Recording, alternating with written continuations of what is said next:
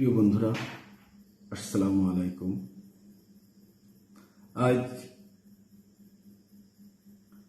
আমি আপনাদেরকে আমার নিজের লেখা একটি কবিতা আবৃত্তি করে শোনাতে চাই। যদি ভালো লাগে অবশ্যই কমেন্ট বক্সে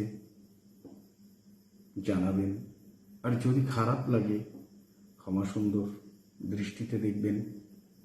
আমি পেশাদার আবৃত্তিকার নই, কিংবা আবৃত্তির উপর আমার তেমন কোনো চর্চা নেই।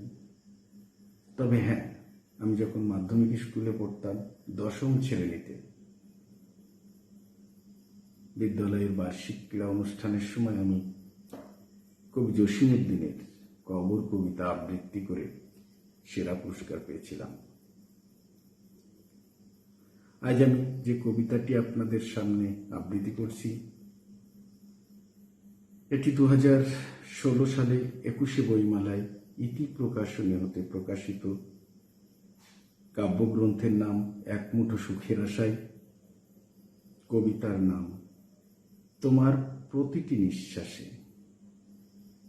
হাজার মাইল দূরে বিস্তীর্ণ পৃথিবীর এক নিভৃত নীড়ে অচেনা ফিনিক্স পাখি আর বয়ে চলা ক্লান্তহীন ছোট্ট নীলাভ নদীর তীরে ম্যাপলসের শীতল ছায়ায় শেষ প্রহারের স্নিগ্ধতায় যে কবিতা আজ আমি তোমার জন্য লিখছি, যদি পারো তুমি তা তোমার কপালের চিরন্তন টিকলি করে রেখো।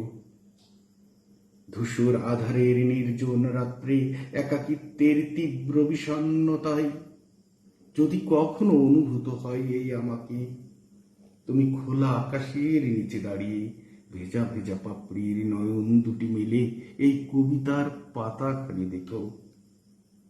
আমি অক্ষরে অক্ষরে উঠব ভেসে, শুষে নিও আমাকে হৃৎপিণ্ডের মাঝে, মিশে থাকবো তোমার দীর্ঘশ্বাসের প্রতিটি নিঃশ্বাসে নিঃশ্বাসে।